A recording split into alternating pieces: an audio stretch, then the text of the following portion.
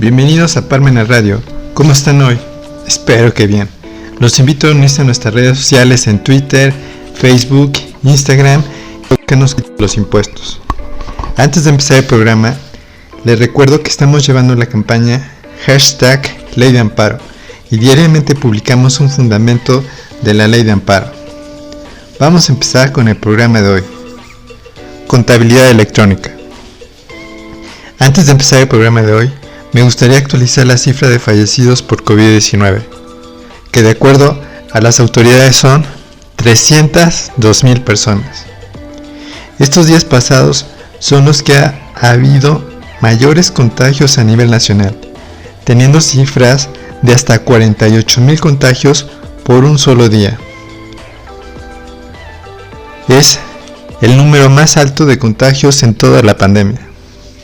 Es alarmante, pero pareciera que el gobierno federal no se preocupa tanto, ya que el número de fallecidos es menor que en otras olas de COVID, por lo que de acuerdo al gobierno federal ya todo va mejor. Pero desde nuestra interpretación está un punto muy delicado de la pandemia, ya que hasta el presidente se volvió a contagiar de COVID-19. Solo les decimos, cuídense y no se confíen por lo menos otros meses en donde la gente será vacunada y generará anticuerpos necesarios para combatir el COVID-19. Y de esa manera existirán menos casos de COVID-19. Ahora sí vamos a empezar el tema del día, contabilidad electrónica. En la actualidad los impuestos en México se han vuelto electrónicos. Este 2022 se verá más esta realidad mexicana. Como parte de una modernización por parte de la Secretaría de Hacienda y como una forma de hacer más eficiente la recaudación de impuestos, es decir, recaudar más impuestos, se creó la implementación de la tributación electrónica. Desde nuestro punto de vista, antes de hacer este gran cambio en nuestra realidad mexicana, se debió implementar un objetivo constitucional para el uso de estos impuestos. Nuestro consejo para este gobierno y los siguientes gobiernos será que sea para los derechos humanos, es decir, que los impuestos se vean reflejados en los presupuestos de egresos que hace la Secretaría de Hacienda y que es entregado este presupuesto a la Cámara de Diputados cada año en el mes de septiembre para su revisión, donde casi nunca le cambian algún gasto que propone el Poder Ejecutivo a través de la Secretaría de Hacienda y Crédito Público. Hay que mencionar que la Constitución Política de los Estados Unidos Mexicanos establece en el artículo 31, fracción cuarta, la obligación de pago de los impuestos por parte de los ciudadanos mexicanos y mexicanas, donde el pago de los impuestos es para el gasto público, en donde en ninguna parte está definido el gasto público en la Constitución Política de los Estados Unidos Mexicanos, por lo que el presupuesto de egresos entregado a la Cámara de Diputados en el mes de septiembre por parte de la Secretaría de Hacienda es discrecional. Es decir, el Poder Ejecutivo a través de la Secretaría de Hacienda decide en qué se van a gastar los impuestos.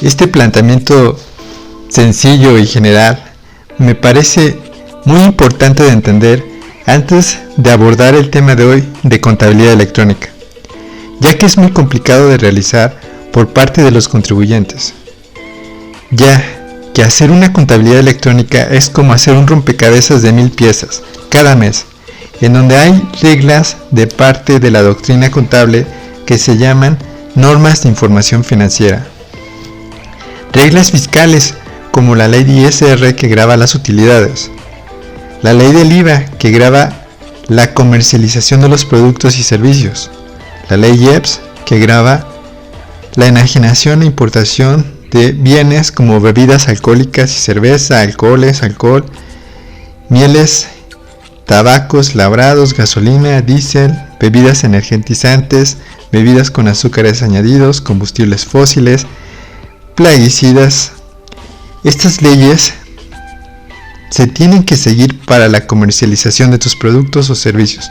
Además, se deben seguir leyes como la Ley del Seguro Social y la Ley Federal del Trabajo para las debidas prestaciones de tus trabajadores y se elabore correctamente la nómina. Además, se tiene que conocer la ley de lavado de dinero para ciertas actividades vulnerables, es decir, que si cumplen con esa hipótesis que viene en esa ley, hay que declarar mensualmente en una declaración especial en el portal de lavado de dinero. Además, se tiene que conocer todas las reglas que establece el Código Fiscal de la Federación para evitar las multas y alguna revisión hacendaria en un futuro cercano. En ese Código Fiscal de la Federación se establecen los supuestos para la suspensión y cancelación de tu facturación electrónica, que están estas reglas en constante cambio en las reformas fiscales de cada año. Faltaba contarles que también cada año están estas reformas fiscales que son simplemente el aumento de facultades hacendarias, multas hacendarias por una indebida implementación de las leyes fiscales que los cometen los contribuyentes, y también está la sección de delitos fiscales, donde la autoridad hacendaria tiene la facultad de hacer una auditoría fiscal y además acusarte ante el Ministerio Público si caes en una hipótesis de delito fiscal. Dos procedimientos que puede realizar en un mismo ejercicio fiscal las autoridades fiscales. Los expertos fiscalistas mencionan que todo esto causa inseguridad jurídica en el área fiscal, ya que cada año se implementan más facultades hacendarias para revisión a los contribuyentes, donde estas facultades son discrecionales, es decir, no están bien explicadas en la ley hacendaria, en las leyes fiscales, lo que les permite hacer esas facultades hacendarias.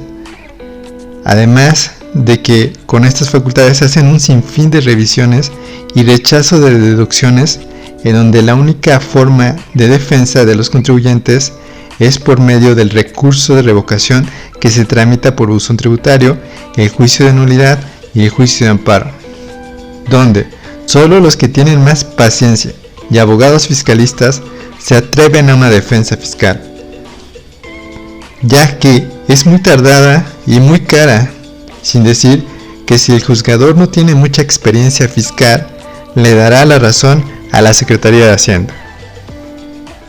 Vamos a unos comerciales y regresamos. Ya regresamos. Seguimos con el tema de hoy, contabilidad electrónica. Como les mencionaba, cada año con las reformas fiscales se hacen muchos cambios en las leyes fiscales, en donde cada año algunas veces se tiene que volver a aprender a calcular los impuestos para ese ejercicio fiscal. Desde nuestro punto de vista, las reformas fiscales deberían ir encaminadas a dar seguridad jurídica en el área fiscal, es decir, que no existiera discrecionalidad para la autoridad hacendaria, en donde se explicara correctamente cada término que viene en la ley fiscal, sin dejar a criterio estos términos a las autoridades fiscales, además de tratar de volver el cálculo de los impuestos de forma más sencilla. Normalmente, el que tiene que enfrentar toda esta situación de elaborar una contabilidad electrónica es el contador o contadora de la empresa, donde la tiene que hacer de contador, abogado, de recursos humanos, de conciliador entre departamentos y de portador de malas noticias para los dueños de la empresa, ya que ellos informan mensualmente los impuestos federales, estatales y municipales, en donde algunas veces son muy altos y desconfían los patrones, los dueños de las empresas del contador, y siempre buscan otra opinión de alguna firma grande de contabilidad. Pero, ¿qué es la contabilidad electrónica? Es un sistema de control y registro de los gastos e ingresos y demás operaciones económicas que realiza una empresa o entidad de manera electrónica, en donde cada mes las empresas de personas morales y físicas deben enviar la balanza de comprobación por medio del buzón tributario, en donde como regla general, la primera vez que envíen la balanza deberán enviar el catálogo de cuentas. Con toda esta información que se envía a la Secretaría de Hacienda puede hacer auditorías internas verificando que exista un adecuado pago de impuestos por parte de los contribuyentes. Cuando algo ven incorrecto, llaman al contribuyente por medio de un exhorto de revisión de información donde explican al contribuyente que tiene que pagar más impuestos, en donde los grandes fiscalistas establecen que este procedimiento se debe de hacer por medio de una auditoría fiscal y seguir los procedimientos que establece el Código Fiscal de la Federación para tal efecto. Como verán, la contabilidad electrónica es, como mencionamos anteriormente, el registro de ingresos y gastos para generar una balanza de comprobación que se envía mensualmente a la Secretaría de Hacienda por medio de tu buzón tributario. Es importante mencionar que los programas contables que registran los ingresos y gastos van a almacenar toda la facturación electrónica de ventas que realizamos por la venta de nuestros productos y servicios y la facturación electrónica de gastos que nos dan nuestros proveedores de productos y servicios. ¿Cómo ven? Difícil, ¿verdad? Sí es difícil la elaboración de una contabilidad electrónica, en donde como asesor fiscal diría que la mejor defensa fiscal contra la Secretaría de Hacienda es, primero, tratar de cumplir todas las leyes fiscales como lo establece esta Secretaría. Segundo, el establecimiento de un compliance fiscal por parte de la misma oficina o una exterior donde se dé revisión a los cálculos de impuestos y la revisión de la correcta implementación de las leyes fiscales para ese año fiscal, ya que, como mencioné, cada año las leyes fiscales las cambian, pero para hacerlas más difíciles de entender por parte de los contribuyentes. Hasta pareciera que es el objetivo para que no cumplan correctamente y paguen multas que son a veces muy altas. Como verán, todo esto de la contabilidad electrónica, todo empresario pequeño, mediano y grande debería tener estas ideas generales para poder contribuir correctamente con el pago de sus impuestos, en donde ahora, con ese pago, exigir a la autoridad un correcto uso de los impuestos por parte de la Secretaría de Hacienda cuando ésta realiza los presupuestos de egresos, en donde deben ir encaminados a cumplimiento de los derechos humanos en mayor parte y otra parte en la administración del gobierno, es decir, para el poder ejecutivo, poder legislativo y el poder judicial. Pero esto solo será posible si se establece este objetivo de uso de los impuestos de forma constitucional. De lo contrario, seguiremos viendo este sexenio y los siguientes que lo ocupen los gobernantes en turno conforme a sus criterios que tengan en esa administración.